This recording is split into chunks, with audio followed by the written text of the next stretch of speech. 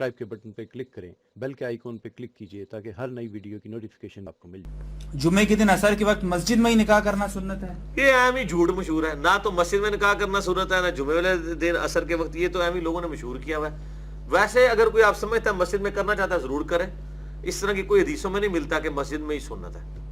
باقی ایک مسلمانوں کی ایکٹیویٹی کی جگہ ایک بہتر ہے، آپ مستحب کا لفظ بول رہے ہیں ٹھیک ہے، اور اس میں عورت کا جانا مسجد میں ضروری نہیں ہے، عورت جیسے اس کا باپ یا بھائی وکیل بن کے جائے گا، یہ عورت کے پاس مرضی لینے کے لیے پوچھے ہوتے ہیں، رجسٹرار لے کے ضرورت ہی نہیں ہے، جب اس کا باپ وکیل بن کے آیا ہوا ہے تو بات ختم ہو گئی۔ جو ماں باپ بچوں کی جو ہے اصرار کے باوجود شادی نہیں کرواتے، بہانے یہ ہوتے ہیں کہ ابھی بڑی بہن بیٹھی ہے یا بڑا بھائی بیٹھا ہے، اور اگر اس صورت میں بچہ خدا نہ خواستہ کسی بد فعلی میں مبتلا ہو جاتا ہے تو ماں باپ گناہ گار ہوں گے؟ وہ اچھا تو ہوگا ہی ہوگا لیکن ماں باپ بھی ہوں گے۔ نہیں، بچے کے لیے یہ ہے نا، وہ حدیث شریف میں ہے نا کہ وہ روزہ رکھے، صحیح بخاری مسلم میں حدیث ہے، اور اس کے ذریعے جو ہے وہ اپنے معاملات کو سیٹل کرے، تو ماں باپ کو نہ خامخواہ اس معاملے میں رگڑے۔ ظاہر ہے کہ وہ حالات و واقعات دیکھنے ہوں گے کہ اس وقت جس طرح ایک بندہ جو خرچے نہیں اٹھا سکتا بیوی کا، اس کی بھی تو شادی کرا کے مصیبت ڈال دیں ماں باپ اپنے لیے، یہ بھی بعض کا ریزن ہوتی ہے۔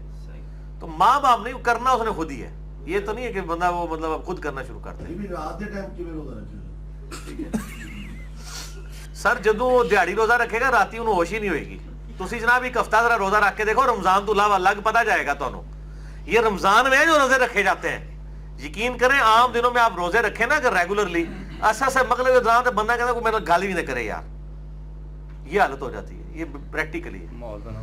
این جی اوز ہیں، ادارے ہیں ڈیفرنٹ قسم کے جو زکوٰۃ کے فنڈز بھی جمع کرتے ہیں اور اس سے لڑکیوں کی شادی کراتے ہیں، ایکچولی وہ جہیز کے لیے سپورٹر باندھ رہے ہوتے ہیں، ایکچولی اصل بات تو یہی ہے۔ تو ایسا کروانا، زکوٰۃ کے پیسے سے شادی کروانا ٹھیک ہے، وہ یار جہیز کیا دے رہے ہوتے ہیں یار، بیسک نیڈز دے رہے ہوتے ہیں وہ، ٹھیک ہے نا، اس سے یعنی اس سے تو بہتر ہے کہ معاشرے میں انارکی پھیل جائے، ایسی بچیاں بیٹھی رہ جائیں۔ وہ بیسک نیڈ کیا دے رہے، کتنا دے رہے ہوتے ہیں، وہ تولوں کو ہزاروں تولے کو سونا ڈال رہے ہوتے ہیں، چھوٹا سا سیٹ دے دیں گے، کوئی فرنیچر، ایک ڈبل بیڈ دے دیں گے، یار کتنا ہے، وہ تو بیسک نیڈ ہے ہی ہے نا، تو بڑی نیکی ہے۔ اور وہ جوڑے کو دے رہے ہوتے ہیں، وہ لڑکی کو نہیں دے رہے ہوتے، یہ ذہن میں رکھیں۔ دوسری طرف کوئی شہزادہ نہیں ہوتا جسے وہ بیاہ رہے ہوتے ہیں، وہ بھی بیچارہ غریب ہی ہوتا ہے، تو آپ یہ لڑکی کے بنا وہ لڑکی لڑکے دونوں کو سپورٹ کر رہے ہوتے ہیں، تو تانوں کیا ہے جناب، کرم دے انہوں اللہ دے بندوں، نیکی دا کام ہے۔ اچھا علی بھائی یہ بتائیں کہ بیوی کی مرضی کے بغیر صحبت کی جا سکتی ہے؟ اس میں تو مطلب وہ بیوی کو ترغیب دلائی گئی ہے کہ یعنی جو احادیث میں بخاری مسلم میں آتا ہے کہ کوئی سواری کی پشت میں بھی اپنی بیوی کو بلائے اور وہ انکار اگر کر دیتی ہے تو وہ پوری رات فرشتے جو ہے وہ لعنت کرتے ہیں۔ تو میرا خیال ہے اگر آپ کو اپنی بیوی کے ساتھ ہمدردی ہے اور آپ اس کو اللہ کی لعنت سے بچانا چاہتے ہیں تو آپ ہی صبر کر لیں۔ ہاں کیونکہ پھر وہ ایک جی جی بالکل، کچھ دو کچھ لو ہونا چاہیے نا۔ شادی کے بعد جوائنٹ فیملی سسٹم میں رہنا ضروری ہے، جبکہ حدیث میں آتا ہے کہ دیور موت ہے، تو اس بہتر تو ہے کہ جوائنٹ فیملی سسٹم اس حوالے سے نہ ہو کہ بھائی سارے یعنی شادی شدہ لوگ ایک جگہ پہ رہ رہے ہوں، بہتر تو ہے کہ علیحدہ رہیں، لیکن یہ علیحدہ رہنے سے مراد قطعاً یہ کوئی نہ نکال لے کہ ماں باپ کو اٹھا کے باہر پھینک دیا جائے، لوگ اس طرح بھی رزلٹ نکال رہے ہوتے ہیں۔ ماں باپ کی ذمہ داری یقیناً آپ کی بیویوں پہ نہیں ہے لیکن آپ پہ ہے، تو آپ نے تو ان کو مینج کرنا ہے، ٹھیک ہے نا۔ پھر اور علیحدہ گھر سے مراد، علیحدہ گھر سے مراد یہ نہیں ہے کہ کوئی ایک علیحدہ سے مکان ہو، ایک گھر کے اندر کے دو پورشن ہے اور اوپر بیوی رہ رہی ہے، نیچے ماں باپ رہ رہے ہیں، تو یہ آپ نے اس کی بیسک نیڈ پوری کر دی ہے۔ لیکن ذرا مسئلہ پھر آ جاتا ہے کچن کے اوپر، جب کچن کمبائن ہو جاتا ہے تو وہ پھر گھر ایک ہی بن جاتا ہے، مصیبت لگ پھر وشکار ہی رہتا ہے۔ اصل مسئلہ ہی کچن کی بادشاہت کا ہوتا ہے، اس میں پردہ کرنے کے اہتمام میں بھی جو بڑی تکلیف ہو اس جاتی میں ہے جو خواتین پردے والا موقف ہے میرا خیال ہے مولانا ساق صاحب کا بہت مضبوط موقف ہے کہ اس میں پھر نگاہوں کا پردہ ہے، جس حد تک بچ سکتے ہیں آپ بچیں، ٹھیک ہے، تو وہ اس میں یہی ہے، دونوں طرف سے احتیاط ہو اس طرح کے معاملات میں۔ بہو جو ہے وہ ساس سسر کے لیے کس حد تک خدمت کرنے کی جو ہے وہ پابند ہے؟ کسی حد تک کوئی پابند نہیں ہے، قطعاً نہیں ہے۔ وہ ناراض نہیں ہو جائیں گے ساس سسر؟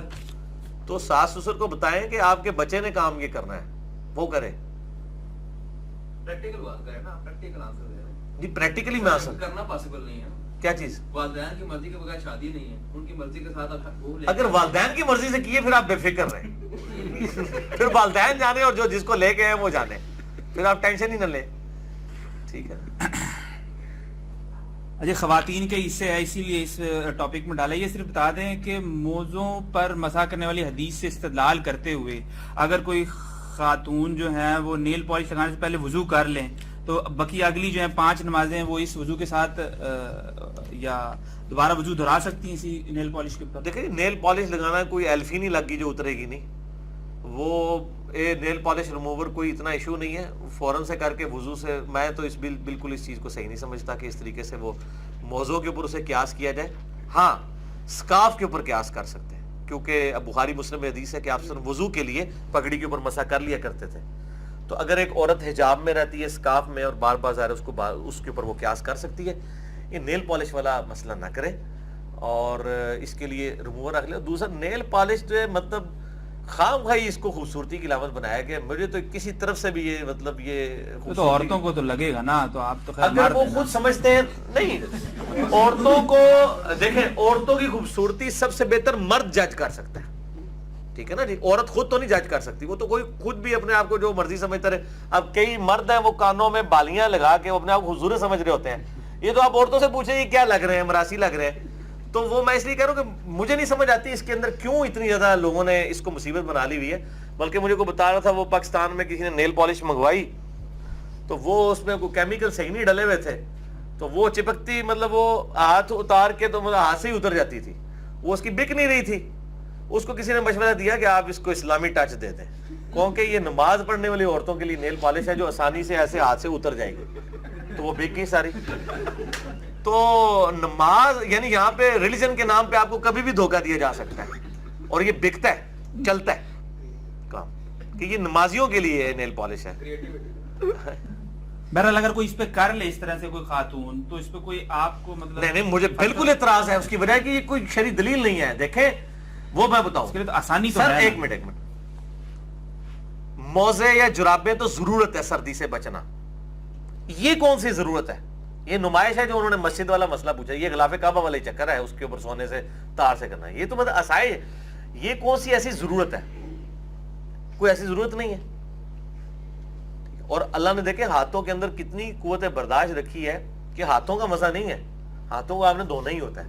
اور حقیقت بات ہے کہ وضو میں پاؤں دھونا سب سے مشکل ہوتا ہے سردیوں میں. باقی سارا وضو آسان ہوتا ہے. بلکہ پاؤں آپ کے موزے پہنے ہوئے ہو نا یا جرابیں آپ کا سمجھے آدھا وضو ہوا ہے ایسے وضو ہو جاتا ہے. کیونکہ پاؤں ایک بار جب آپ دھو لیتے ہیں نا 2 گھنٹے پیر گرم نہیں میرے تو نہیں ہوتے انج ٹھنڈے ہوتے نا واپس آنے ہی نہیں اس ٹیمپریچر دے ہوتے. تو اس لیے جدھر آسانی تھی وہ دی ہوئی ہے. اور یہ کون سی اتنی آگ لگی ہو؟ یہ کون سی عورت ہے جس نے روزانہ یہ کرنا اور روزانہ اس کو ایشو ہوتا ہے؟ اگر وہ کہتی کبھی کسی فنکشن میں جانا ہے میں نے اپنی آنٹیوں کو دکھانے کے لیے، یقیناً مردوں کے لیے تو نہیں جا رہی نا نماز والی عورت تو یہ بھی کہا تو اس کو کہ یار تم مطلب ہر مہینے کتنی شادیاں اٹینڈ کرتی ہو، کبھی کبھار کوئی شادی آئے گی تو ایک ریموور اپنے بوجھے سے رکھ لو وہ اینج کر لو. اور عموماً آج کل تو ایشو ہی نہیں. کراچی میں تو رات کے وقت شادی ہوتی ہے نماز تو ہوتی ہی نہیں ہے. تسی کیڑا مسئلہ ہے تھریٹیکل مسئلہ پوچھ رہے ہو اس ٹائم کیڑی نماز آندی ہے. اور عورتوں کو یہ آپ بتائیں کہ نیل پالش والے ایشو میں نمازیں جمع کر لیں. اگر وہ دن کے وقت ہے وہ زور اثر جمع کر کے چلی جائے، اثر پڑھنی پڑے گی وہاں پہ. اور گھر آ کے مغرب عشاء راتی پہ ہمیں 2 بجے جمع کر لیں. لو ہاں مسئلہ ہی حل ہے. آپ سولوشن دیں نا.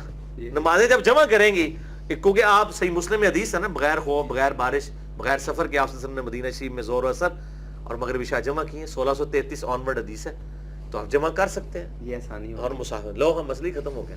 آپ نے کہا پریکٹیکل سولوشن دے دیے. نہیں ان کو بتائیں بریلوی بھی صحیح مسلم مانتے ہیں. مسلم نہیں نا بریلوی تو مسلم نے کیوں نہیں مانتے؟ ہاں تو پھر انہوں نے سنی اور ٹنی نہیں سنی کرو نا انہوں نے دسو نا.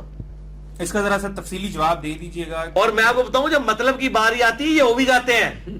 شیخ زبیر صاحب نے بتایا اور یہ بالکل سکھا راوی نے وہ کہتے بتایا کہ کراچی میں ایک مسجد تھی. وہ مسجد بنوائی بریلویوں نے، امام رکھ لیا انہوں نے اہل حدیث. اور انہوں نے پتہ لگا انہوں نے کہا بھائی جی انہیں پہلے دن 8 تراویح پڑھائی. انہوں نے کہا جی تراویح تو ہوتی ہیں 20. انہوں نے کہا بھائی جی یہ تراویح جڑی ہیں نا مطلب 8 ہی انہوں نے کہا نہیں اسی تو 20 پڑھنی ہیں. انہوں نے کہا تہاڈا کر لینے ہیں.